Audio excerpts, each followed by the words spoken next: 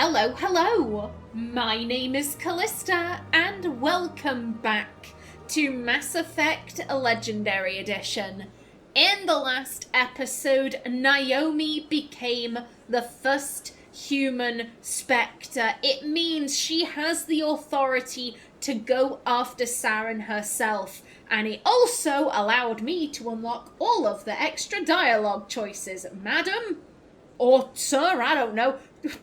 Don't walk in front of my camera, please, thank you. But yes, we have extra dialogue options, so I am more than happy to make start on some of these side quests, because I'm pretty sure that some of them do require the expanded dialogue choices. So let's speak to the officer first. That Hanar refuses to listen to reason. Why can't it act in an orderly and lawful manner? Well, here's the thing, we don't... No! I didn't even notice that. Here's the thing. If it's harassing people, I shouldn't call it an it. I don't know its gender. I don't know whether it's a he, a she. They might have no gender. I don't know what the Hanar are. If they are harassing people, then the officer is in the right. If it's just kind of preaching, then, you know, that isn't exactly too bad. Yeah, we don't really know the situation, so let's be neutral. Are there laws being broken here? I am not unreasonable. The Hanar is free to spew its nonsense once it purchases an evangelical permit. Okay. So if the Hanar gets a permit, it's allowed to preach? No. Registered evangelicals must follow regulations. There are specific areas where preaching is legal. Failure to follow the regulations results in the forfeiture of the license. Okay. What's the purpose behind the evangelical permits? Forcing religious evangelicals to register for a permit weeds out undesirables. It keeps the area safe. The Citadel is too important to become a battleground for a religious war. I mean, when I first saw the guy, I brought up the guy who lives in my hometown. If there's a woman that he deems to be dressed immodestly walks past him, he starts following her down the street. And he will, all the way down the street, just shouting at her that she's a whore, that she's going to burn in hell and all this bullshit just because she's wearing a skirt that doesn't reach her knees. Like, it's bullshit. It's bullshit, and the fact that, you know, because he's not physically touching her, it means he's not technically doing anything wrong. Even if the police are called, all they can do is walk him back to where he was stood and then leave. If another girl walks by 2 minutes later, he does the exact same thing. Like, making them get permits so that you can weed out, like, the ones who just want to harass people versus the ones who genuinely want to kind of spread their religion. Like, I don't necessarily think this is a bad idea. I mean, you could always arrest the Hanar. Why don't you just arrest the Hanar? I could arrest the jelly, but my superior has requested that I find a solution that does not anger the Hanar. The Hanar become vocal when they feel their religious beliefs are being suppressed. Okay. If you'd like, I could talk to the Hanar for you. I have argued with the stubborn jelly all afternoon. You are certainly welcome to try. Aight. Do you desire to learn of the Enkindlers? Or has the Honorable CSEC officer enlisted assistance?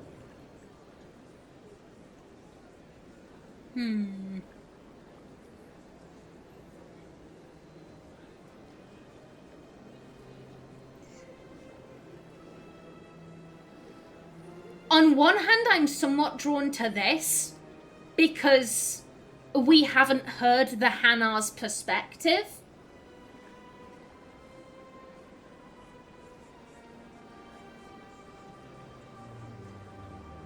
Here's the thing though, why would the CSEC officer lie? If the CSEC officer was going to lie, then he would make up a really bad lie, like, oh, the preaching Hanar was harassing people. He was following people around the Citadel, screaming at them. And that's why I'm trying to move him along. As it stands, he just said, oh, he doesn't have a license, he doesn't have a permit, and so he can't be doing it. That's not necessarily a bad lie. Like, that isn't all that scandalous, so I'm inclined to believe the CSEC officer. Is this really how you want to represent the Enkindlers? The truth of the Enkindlers must be made known. They gave the Hanar language, and gave the universe the mass relays. This one only wishes to spread the truth to any who will listen. There is no intent to cause trouble.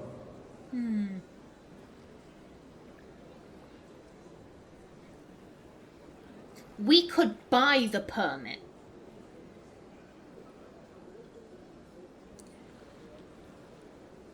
But why would Naomi want to do that? It'd be the nice thing to do, but I don't think Naomi is a particularly religious person. I don't think... I would describe her as an atheist. You know, she saw no God in those slums. If there is a God, then where was he when she needed help, when Skylar was ODing, when her mum legged it, when Naomi was like a tween? Where was God then? I didn't see him. He did not call me up with some words of advice. So I do think she is an atheist. I don't think she has anything against people with religion. Just please don't try and force your religion on me. You know, I think that's her kind of relationship with religious people. If she was religious, or just the type of person who does stuff to be good, I could see her buying the permit, but I don't think she has any reason to buy the permit for the Hanar. Is this how the Enkindlers would want you to use this gift of consciousness? The Enkindlers would wish for their message to be spread to all sentient races. The Enkindlers wouldn't wish their message to be spread by breaking society's laws. This one hears wisdom. Perhaps enthusiasm has clouded judgment in this matter. This one departs now, and will not intrude upon the Presidium again. I mean, if you could buy the permit. You could buy the permit and everything would be cool. I see the Hanar has left. Thank you. Hey, it's not a problem. Happy to help. Here, for your assistance in this matter. Now, if you'll excuse me, I should report to my superiors. Ooh, we got a level up. Hey, thank you, sir. Thank you. Okay, let's see. I know. I should put points into these, but I really like the pistols. That's the problem. We'll go into one there, and again, she needs a bit more heft, I think. So, ooh, that is nice. You know, let's go into a bit of Spectre training. Why not? Buddy, you can have...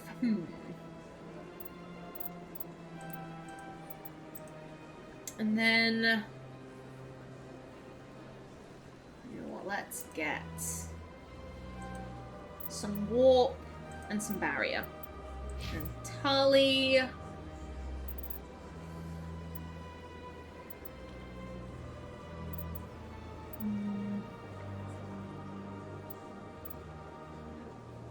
Oh.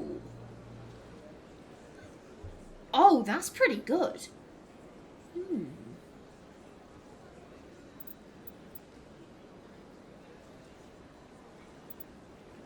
know what? Yeah, let's... And then get 1 point into that. There we go. There we go. Lovely jubbly. Alrighty then, now I'm inclined to stay on this side of the Presidium. Just for the simple fact of, I know I have a quest over here. I want to be methodical. I don't just kind of want to be running around like a headless chicken. We're running. Come on, Naomi. Move those legs. Move those legs, girl. Yeah, I want to take care of Samesh. I think that'd be important to Naomi.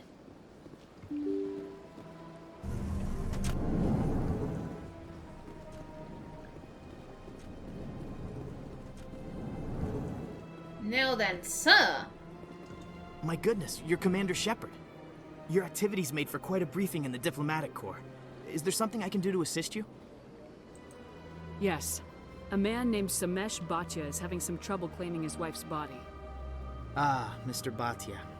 A good man in an understandably frustrating position. I wish I could help him.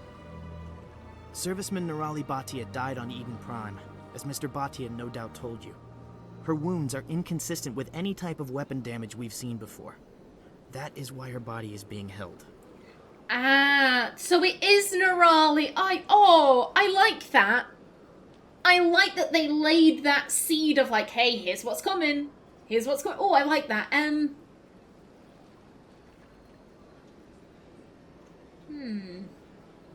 You think that her body might be dangerous or contaminated?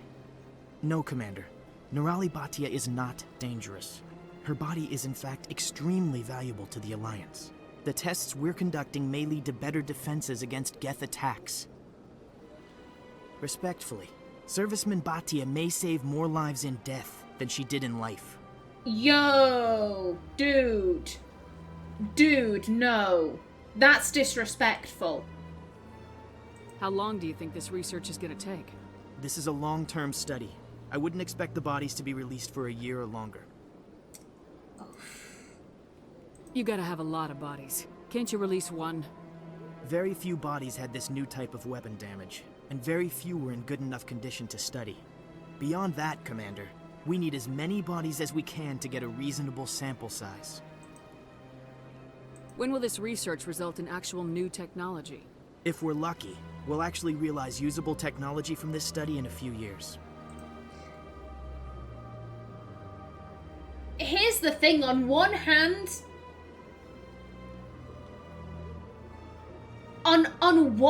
you know, this will create usable technology that, you know, the military will benefit from in a few years. That's pretty good. How it's the disrespect. She'll save more lives in death than she did when she was alive. That is so disrespectful.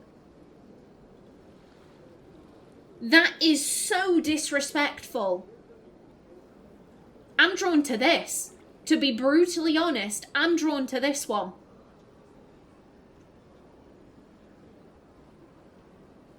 She gave her life for the colony.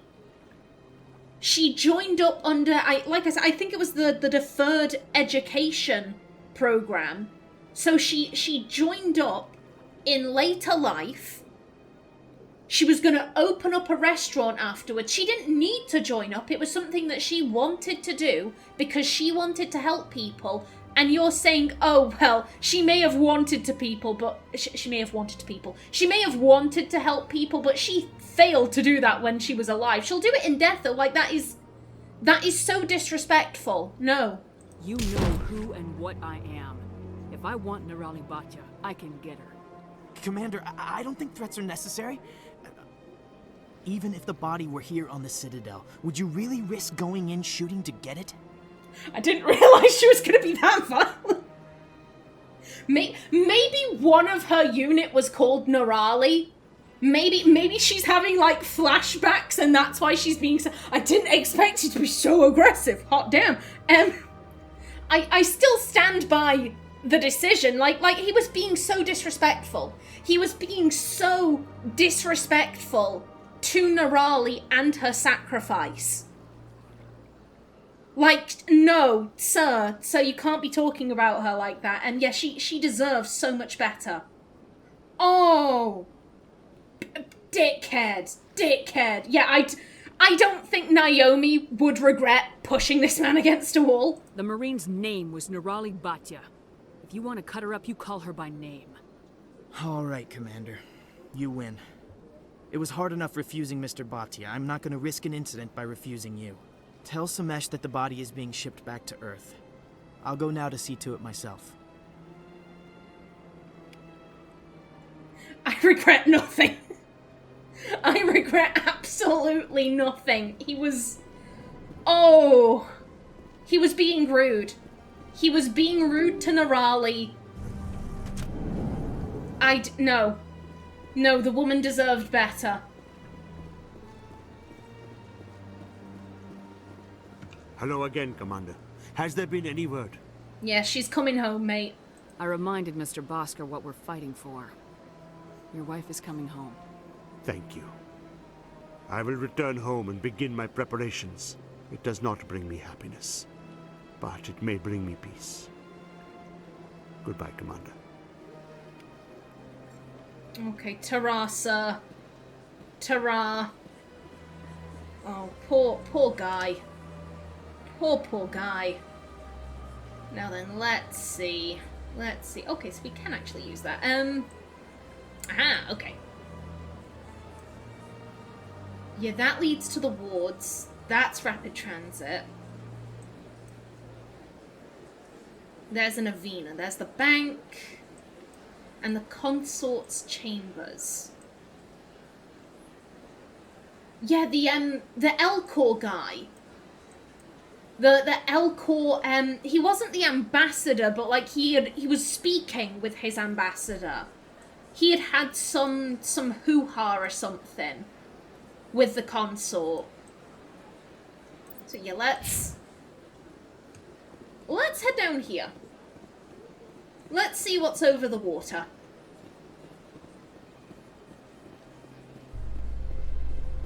Also, be on the lookout for keepers. We're only missing 2. Just 2 more, and all of the keepers will have joined the Keeper Union. And that is the important thing here. Saren, nah. He ain't important. Just the keepers and their union.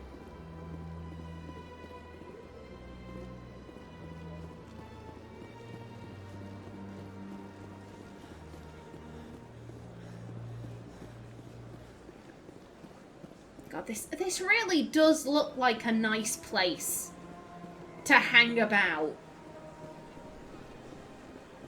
You know, you've got the trees, the water.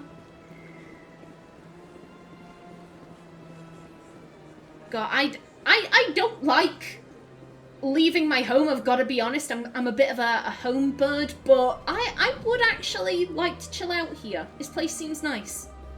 Barla Vaughn, hello. What's this? One of the Earth Clan. Ah, a very famous one, yes? You are the one called Shepherd. The tale of how you survived the great tragedy on Akuz is truly remarkable. I am amazed each time I hear it. Sir, we have never met. How do you know all this stuff? Also, if you can hear stuff in the background, I do apologize. It started hailing. I cannot control the weather, sadly, but yeah, if you're hearing any dinging against my window, that would be hail. I do apologize. You've got me at a disadvantage here. Forgive me, Earth Clan. My name is Barla Vaughn. My job makes it necessary for me to keep informed. I am a financial advisor to many important clients here on the Citadel. When someone as important as yourself arrives on the station, I take notice. I heard you work for the Shadow Broker. Do you have any information about Saren? You're very blunt, Shepherd, and you're right. But Rex has already told you far more than I know about this. I am sorry, but I have nothing else to offer. Okay. Okay, so speaking to Harkin led to Garrus, which led to Rex, but Barla Vaughn would have led directly to Rex. Okay, interesting. Tell me more about your job. Galactic finance is incredibly complex. A mix of laws and regulations from dozens of interstellar economies. I'm an expert in how all these economies interact. For a fee, I share my expertise. I also offer premium services for those clients who need someone to conduct business without drawing unwanted attention. Discreet and efficient. That's my motto. Sounds pretty shady. Everything I do falls completely within the bounds of interstellar commerce law. Even so, many of my clients would prefer their transactions remain undisclosed. For example, suppose a Hanar ambassador was petitioning the council to reduce tariffs on Hanar goods. How would it look if he had money invested in a Hanar exporting company? Even if his true motives were to help his people, he would be accused of advancing the petition for his own personal gain. I can keep his personal finances private. Still sounds shady to me. Then we can only hope you will never be cursed with a large enough fortune to require my services. Tell me more about the Shadow Broker. Most people think I deal in finances, but my real currency is knowledge. I trade information, and it has made me very wealthy. But the Shadow Broker is the true master. Every day he buys and sells secrets that could topple governments, always giving them to the highest bidder. Yet somehow he never seems to upset the natural balance of power. All those secrets being passed around seem to even out. Nobody ends up with an advantage in the end. Any guess what his identity might be? I don't know. Nobody does. The Shadow Broker could be any race, any gender. I have a theory that it's actually an entire group working under one identity. How else could they juggle so many contacts at the same time? How else could they keep all that information from getting crossed? But they've got the perfect setup. Every government is forced to play their game so they don't get behind. But no matter how long you play, no matter how many secrets you buy, you can never win. I thought you'd know more about the man you work for. From time to time I come across information I sell to the Shadow Broker. That's my only involvement. I like it that way. The more you know, the more dangerous the game becomes. I don't like danger, Commander. I'll leave that to you. Fair. I'm rather danger adverse too, so I can see his point there. What's it like living here on the Citadel? The station is without a doubt the greatest wonder in the galaxy. It is a technological marvel, but its true splendor goes much deeper than the hull and engines. From the Presidium to the wards, the entire station is a testament to the success of the Council. All the species of Citadel spaced together in a single, strong community. What makes the Presidium so special? It is the political center of Citadel space. 80% of all intelligent species in the known galaxy acknowledge the Council's authority on interstellar matters. But only the most powerful and influential species have embassies here on the Presidium. This level of the station is reserved for the elite, Shepard. People like us. Oh, I think that'd make Naomi feel rather uncomfortable. She does not consider herself to be one of the elite. She acknowledges she's done good. From where she began, she has done good, but she's still Naomi Shepard. That's how she views herself, not as some super soldier who can save the world. Like, nah, she's just Naomi. What are the wards like? The cultural heart of the galaxy. They pulse with the lifeblood of millions of citizens from dozens of different species. You never know what you'll find down in the wards, Commander. It's always full of surprises. Fortunately, most of them are pleasant. Most, but not all of them. I should go. Goodbye, Commander. Okie doke. Goodbye, Barlavon.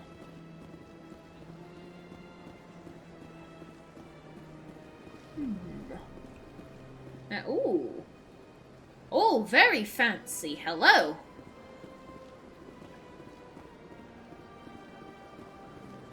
Again, and anything to loot. Anything that'll get me a codex entry. Nah, okay. Sir or madam? Ah, human. This one is greatly pleased to see you here in my decadent emporium. Who are you? This one's face name is Delaninder, though many in this place simply refer to it as Delan. Please take time to examine the fine goods it has for purchase, all of great worth. Hold up. I'm sorry, this music really reminds me of Dragon Age. It reminds me of the type of music you hear in the Circle Tower, and I'm having flashbacks. I'm having flashbacks, and it's distracting me. What exactly do you sell? Only the finest and most luxurious items that credits can buy. This one is able to procure almost any item the human would desire, for a price, naturally. Okay. Why do you refer to yourself as this one and it? For the same reason that humans are so inquisitive. It is part of our culture. Specifically, Hanar only refer to themselves in the first person with family or intimates. And we rarely do so with other species. It is just our way. Okay, so they refer to themselves as it. Okay, I feel less guilty. I feel less guilty about calling the other Hanar in it. Okay. Okay, good stuff. Who are you? This one's face name is Delaninder, though many in this place simply refer to it as Delan. Please take time to examine the fine goods it has for purchase, all of great worth. Go on. Show me your items. Oh, this one is pleased to do so, human. You will not be disappointed. Ooh. Let's start with standard. Okay, what have we got? Oh my god, we're loaded! We're loaded! Last time I checked we had like 600 credits or something. Hey, I'll take that. Yeah, to be honest, I'm most interested in like the licenses and stuff. Yep, we'll grab that. No. Commander, it is good to see you again. Would you care to see some of its fantastic items today? Yes, please. Show me your items. Oh, this one is pleased to do so, human. You will not be disappointed. Okay, yeah, nothing I'm interested in there. Commander, it is good to see you again. Would you care to see some of its fantastic items today? Show me your items. Oh, this one is pleased to do so, human. You will not be disappointed.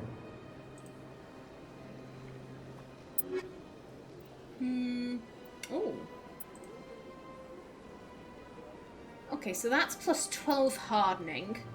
Don't really know what hardening does, but I can guess. Damage protection? Don't worry, I haven't forgotten about the health regen mod I picked up a couple of episodes ago. Once Shepard returns to the Normandy and I have access to everyone's equipment, I'm gonna do... I'm gonna make sure that everyone has, like, the best weapons and the best armor and all that good stuff, and then I'll be putting on all of the upgrades and all that good stuff. So yeah, I haven't forgotten about it. Okie doke. Actually, do either of you have anything to say about being in the bank?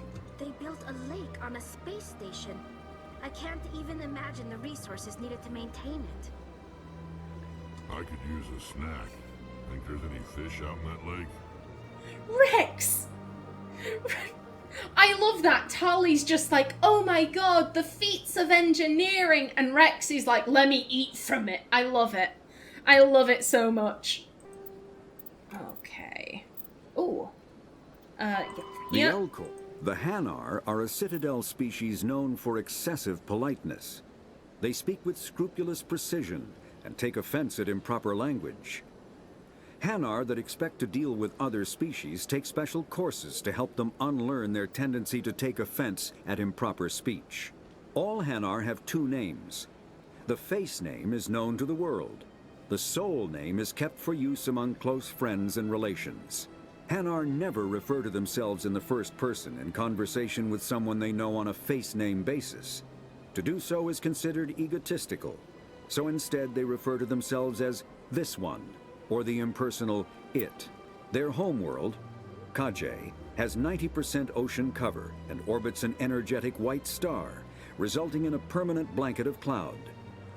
Due to the presence of Prothean ruins on the world, many Hanar worship them, and Hanar myths often speak of an elder race that civilized them by teaching them language. Okay, very interesting. Very, very interesting. I think that the Elcor have my heart. The Elcor, they are... I love them. I love them so much. But I think the Hanar might be in second place. These guys seem really interesting. Combat hard suit, Medigel is a common medicinal salve used by paramedics, EMTs, and military personnel. It combines several useful applications: a local anesthetic, disinfectant, and clotting agent all in one. Once applied, the gel is designed to grip tight to flesh until subjected to a frequency of ultrasound. It is sealable against liquids, most notably blood, as well as contaminants and gases. The gel is a genetically engineered bioplasm created by the CERTA Foundation, a medical technology megacorp based on Earth. Technically, Medigel violates Council laws against genetic engineering, but to date, it has proved far too useful to ban. That's interesting, okay. All modern infantry weapons, from pistols to assault rifles, use micro-scaled mass accelerator technology. Projectiles consist of tiny metal slugs suspended within a mass-reducing field, accelerated by magnetic force to speeds that inflict kinetic damage. The ammo magazine is a simple block of metal. The gun's internal computer calculates the mass needed to reach the target based on distance, gravity, and atmospheric pressure, then shears off an appropriate-sized slug from the block. A single block can supply thousands of rounds, making ammo a non-issue during any engagement. Top-line weapons also feature smart targeting that allows them to correct for weather and environment. Firing on a target in a howling gale feels the same as it does on a calm day at the practice range. Smart targeting does not mean a bullet will automatically find the mark every time the trigger is pulled. It only makes it easier for the marksman to aim. Okay, good stuff. And with that, that's actually all of the primary codex entries. I mean, for right now at least. Okay. Lovely jubbly. Alrighty then, in the next episode, we should be passing by the consort's chamber, so maybe we can go and have a chat with her. But until then, please remember to like if you enjoyed, leave a comment below, and if you wanted to subscribe, it would be very much appreciated. I've been Callista. Thanks for watching, and see you in the next episode.